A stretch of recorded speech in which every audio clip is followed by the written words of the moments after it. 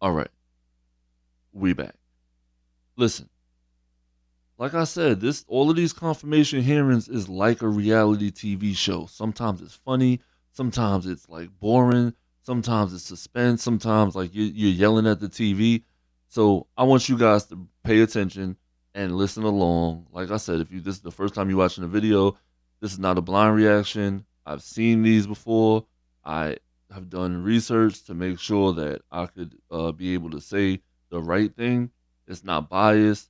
This actually is a person that is doing a softball interview with Pete Hegseth, and yeah, I just want to jump into it. Senator Sheehy, you've been very patient. Thank you, Mr. Chairman. Entering a support letter in for Mr. Hegseth, submitted by nearly 90 former soldiers who served with Pete in combat. I would like to submit a statement from 86 of them who support his nomination, although they come from different units and ranks. The signatories commend Mr. Hegseth for his selfless leadership, love of his soldiers, and commitment to our country. 2 items. Sorry, one item. I ask unanimous consent to enter this. Without objection, it will be entered. All right, so that's dope. I mean, he got almost 90 signatures from soldiers. So you hear that and you might think that's dope. So, and this is not with bias. Actually, like he's trying to be the Secretary of Defense, and less than 100 signatures won't even get you a stop sign. But let's go. Thank you, Mr. Chairman. Pete, I'm actually going to ask you questions because I want to hear your answer. How many genders are there? Tough one. Senator, there are 2 genders. That's a wild question to ask because it doesn't have anything to do with the military. Like, I know that well. I'm a Sheehy, so I'm on board. but that was a fire setup.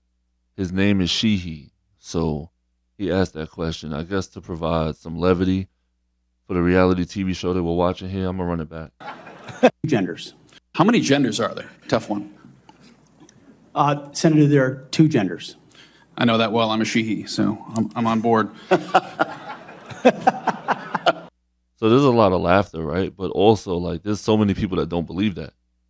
So if you're in the military and you have a population of people that think differently, that there's more than 2 genders, then how will you, create policy or implement policy or direct policy based on that worldview? You know, I mean, I grew up with the worldview that there's 2 genders, but I also don't care that much. Like, if you feel differently, then I don't care. Like, and I'm at the point I don't even care to even talk about it. So for him to say it as a joke and then yeah, it's just a bad look. What is the diameter of the rifle round fired out of an M4A1 rifle? That's a 5.56. How many push-ups can you do? I did 5 sets of 47 this morning. Some people might say that that was like nothing, right? But also, why 47? This is what Jasmine Crockett would call playing in people's faces, right? Why is that funny? Why is that funny? I did 5 sets of 47 this morning. That's not a number that people don't do 47 push-ups. People don't do, I don't know, just weird numbers like that. That's crazy. Also, what does it matter how many push-ups you do? What does it matter that you know the type of rifle, the diameter of a rifle? What does it matter that you could tell us? They're about to ask what type of battery goes into a night vision goggles. What does it matter? Like you know what that's the equivalent to? Because to me, I play ball, so it's like certain things I just create a parallel to basketball, right? That's like asking a player on the bench of the Lakers, right? or the Knicks or whatever, the bench of any team. A player on the bench of a team interviewing for the job of the commissioner. And then us saying, yo, he knows how the locker room works. He knows how to play basketball. He can make a three-pointer. He be in the weight room. He does this, he does that, or even the WNBA for that matter. Like, he or she does this, they do this, they could shoot a three, they could run, they could jump, they could do all of these things. Also, how about this? If you're the Secretary of Defense, you're not in combat, right? So, what if you're in a wheelchair? What if you got your arms blown off in war? Does that mean you can't be the Secretary of State because you can't do push-ups? So the push-up question in general is just so stupid, but that's what it is at this point. Let's go. What do you think? Nah, but he said 47 push-ups. I gotta run that back because that's crazy. That was subtle, humorous, and also like shut up at the same time. You know what I'm saying? Did 5 sets of 47 this morning.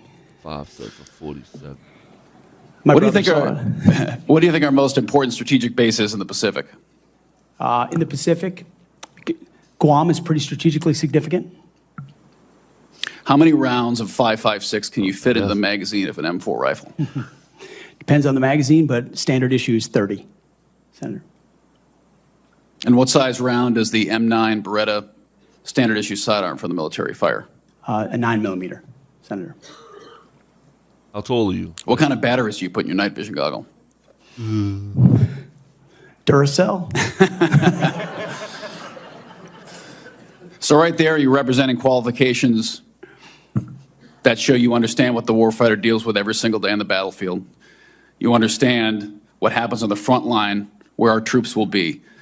And what happens, unfortunately, in this country is decisions made in rooms like this, bad decisions, end up in dead 17, 18, 19-year-old Americans. And those Americans rarely come from families that sit in rooms like this. They come from lower, middle-income families who sometimes the military is their only way out. I respect that, right? I respect what he just said. I don't respect the interview though. Like if you're gonna ask questions for a person to be the Secretary of Defense, like we've seen the hard interviews, we've seen him not be able to answer certain questions. Just because he can answer those questions about what people use in war does not mean he knows how to implement strategy. The soldier is a soldier, just like the basketball player is a basketball player. The soldier is not the Secretary of Defense, just like the basketball player is not the commissioner of the NBA or the commissioner of the WNBA. Those are vastly different things with vastly different sets of skills and intelligences. So, like I said, if you have a high basketball IQ, it does not mean that you can run all of the teams in the WNBA or the NBA. It doesn't. Just because you are a soldier and you are able to be lethal in war or to be able to make it home on a couple of missions does not mean that you're eligible to run the entire department. It just doesn't. So these questions are stupid. And this is just the crew expanding, and it's nasty work. But we just gonna there's 3 more minutes, so let's keep going. And they join because maybe they want to go to college. Maybe they know the choice. Maybe they love this country. Oh, so I had to say I did respect what he was saying about the fact that the people that are actually at war are, our people, basically. But also, is that why you don't care that much? Because it's also to defend the country and to make sure that we could do certain things. Like, you can't just say that without thinking that you also have to protect the entire country. and they join because maybe they want to go to college. Maybe they had no other choice. Maybe they love this country. But for whatever reason, they joined and they sat on the dotted line. And when people like us screw up, they don't come home. And that's Right. the one thing that I care about. As you remember when I shut the door, when you came with your entourage, Senator Coleman, I've known for a long time, and you and I sat together, asked you one question. You remember what that question was? Are you going to have the backs of the warfighters? Exactly. What is going to be your number one priority? And I don't care, frankly, what all these letters and articles say. I've been a part of a smear campaign too. I get it. I care that you're going to have one thing in mind when you sit in that chair in that five-sided building. And you told me what that was. So He just basically said, I'm voting for you. Like, he basically just said, I'm voting for you. I only care about one thing when you go sit in that five-sided building, the Pentagon. So he got his vote. with that, you have my support. I'm sorry you have to go through a process like this, but it is one of the most important jobs in the world. We got to make sure you're ready for it. I thank you for your answers. I got one final question that's very important to me. This is more of a, How about make of a it technical real? question. Make it real. But I think it's He won't, though. to fix the Army in this country is a 1 or 2 year problem. We can make bullets, we can make rifles. Fix the Air Force might be a 5-year problem. To fix our Navy is a decades-long pursuit. How are you going to fix our national? You don't have all the power. We're not China. Unfortunately, you can't snap your fingers. But how are you going to lead an initiative within the DoD to reinvigorate our national shipbuilding industry so we are able to compete with China? Because freedom of navigation is critical to our economy and the global economy. It's going to be a very important task for you to complete. Now, that's a good question. That's a very good question. I'm sure they prepped him on the question, but that's a very good question. And it doesn't matter whether he answers it correctly or answers it like half-assed or answers it just wrong.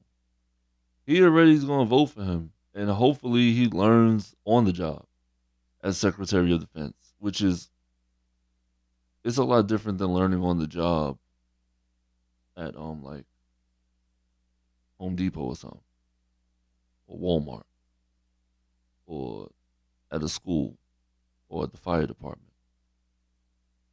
It's people's lives. I mean, some of those jobs that I listed are also people's lives, but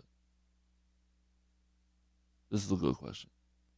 It's a critical question, Senator, and that's why I'm grateful that President Trump has said definitively to me and publicly that shipbuilding will be one of his absolute top priorities of this administration. So a lot of it does go into pulling things up into the OSD's office, Secretary of Defense's office, to shine a spotlight on it, to make sure the bureaucracy doesn't strangle important initiatives that need to happen. We need to reinvigorate our defense industrial base in this country to include our shipbuilding capacity. Some of it is on the east, some of it's on the west, some of it's on the Great Lakes. The workforce problems that our shipyards are facing are significant, and there's been a big investment from this committee, I know, in a lot of those places because of the shortfalls, manpower issues, everything else. We also see adversaries that have been able to innovate themselves in ways that their shipbuilding capacity is, I won't reveal it at this hearing, multitudes and multitudes beyond our capabilities. Right. Who has the best ship? So it needs to be a rapid investment, a rapid fielding, and then we need to incentivize outside.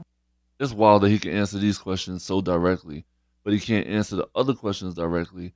And that's crazy to me because this ain't really that crazy. Like, all you actually have to say, yo, we need more ships.